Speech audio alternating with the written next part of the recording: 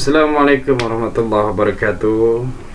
Siswa-siswi SMA, hari ini kita akan belajar tentang beberapa revolusi, evaluasinya, dan kita akan lebih padat kepada bahasan revolusi Indonesia, revolusi Rusia.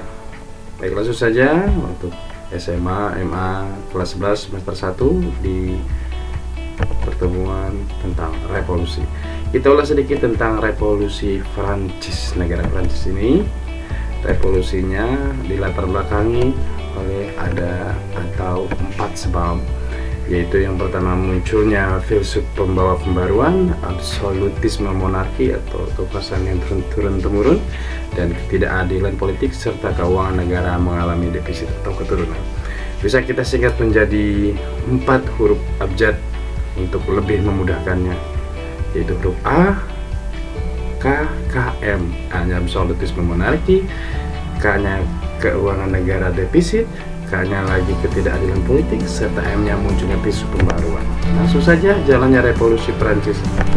Bagaimana revolusi Prancis itu terjadi? Kita bahas sedikit. 17 Juni 1789 atau pada abad ke-18, akhir abad ke-18, ada anggota États Généraux bahasa Maroko, bahasa Prancis, yang membentuk Dewan Nasional. Mereka menuntut politik yang seimbang, pengakuan HAM, dan pembentukan undang-undang. Nah, selanjutnya pada masa kekuasaan Louis XVI itu mereka atau dia berusaha mengubarkan Dewan Nasional. Rakyat menolak bahwa pembubaran Dewan Nasional itu kurang bagus, dan penjara pastilah yang dianggap simbol absolutisme raja diserang. Dan selanjutnya, setelah terjadinya jalannya revolusi Prancis, apa pengaruhnya revolusi Prancis terhadap kita, Indonesia, umumnya dunia? Yang pertama, berkembangnya sistem demokrasi atau demokrasi sampai ke negara kita, demokrasi itu. Dan yang kedua, perkembangan liberalisme, nasionalisme, kapitalisme. Kita sudah sedikit membahas tentang liberalisme. Apa itu liberalisme? Kalian banyak cari sumber di aplikasi ataupun di sumber-sumber lain. Itu kekuasaan yang berpusat, hak-hak bebas manusia, kapitalis juga. Dan berkembangnya sistem rule by law, bukan rule of law. Hati-hati, rule by law dengan rule of law. Adanya penghapusan sistem feodal atau kekuasaan terhadap para tuan tanah. Kemudian kapitalisme semakin berkembang. Selanjutnya, setelah pengaruh revolusi Prancis, kita akan membahas revolusi Cina. Bagaimana latar belakang terjadinya revolusi Cina, kekalahan Cina dalam perang Candu 1 dan 2 yang harus kita checklist, bahwa perang Candu berarti juga sama dengan perang opium antara negara Cina dan negara Inggris Raya Britania. Dan adanya pemberontakan dalam negeri itu, mereka Cina itu ada dua kekuasaan kalau tidak salah, antara Tiongkok ya, Cina Selatan dan Cina yang mana. Kemudian adanya lagi modernisasi Cina, invasi Jepang, dan perkembangan paham-paham baru. Apa dan bagaimana jalannya revolusi Cina? 11 Oktober 1911, itu awal abad ke-20, Sun Yat-sen berusaha untuk membentuk sebuah pemerintahan Cina baru. Ya, karena dia berusaha dan dia pun tokoh yang terkenal di Cina. Yang kedua, bahwa Sun Yat-sen berusaha menyatukan Cina bagian utara dan Cina bagian selatan. Jelas dia adalah tokoh yang berpengaruh. Yang ketiga, perjuangan menyatukan seluruh Cina ini tercapai di bawah pemerintahan Chiang Kai-shek, Jiang Zheng, nah bahasanya. Dan Chiang Kai-shek adalah kerabat dari Sun Yat-sen. Terbukti pada masa Chiang Kai-shek lah yang berhasil disatukannya Cina ini. Dan selanjutnya, Mao Zedong, seorang pemimpin komunis, berupaya menentang Chiang Kai-shek. Kenapa berupaya? Ya karena lawannya, kontranya. Mao Zedong pasti kemungkinan besar dari partai komunis yang bisa mendirikan sebuah partai ini, kemudian membuahkan hasil pada tahun 1949. Di abad ke-20 ini, Chiang Kai-shek menyingkir ke Taiwan.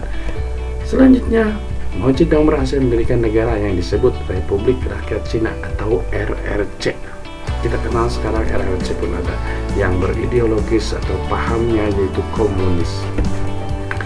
Kemudian setelah itu kita bisa melanjutkan bagaimana pengaruh revolusi Cina umumnya bagi seluruh dunia, dan khususnya bagi kita, bahwa paham komunis yang dianut oleh Pak Mao Zedong ini berkembang ke seluruh dunia. Kemudian terpecahnya RRC dari Taiwan. PRC adalah Rakyat Republik Cina dan Taiwan yang berhaluan nasionalis. Keberadaan Cina mengancam dominasi negara-negara kapitalis. Dan setelah itu, bagaimana revolusi terjadi? Setelah kita belajar Prancis dan belajar Cina, Rusia, di latar belakang oleh terjadi kesenjangan sosial dalam masyarakat, pemerintah kurang menghargai hak politik warga negara, dan munculnya kelompok yang menentang kekuasaan Tsar. Tsar ini biasanya dikatakan ratu, tapi Tsar di sana adalah seorang pemimpin. Kemudian kekalahan Rusia dalam Perang Dunia Pertama yang kita kenal dengan Blok Barat dan Blok Timur. Lanjut, bagaimana jalannya revolusi Rusia ini? Revolusi Februari pada tahun 1917, dia pun mengalami revolusi di awal abad ke-20. Dengan buktinya adalah pembukaan buruh di Petrograd di sebuah daerah.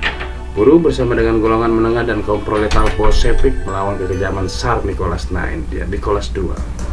Golongan kadet dan revolusioner membentuk pemerintahan baru menggantikan Tsar tersebut.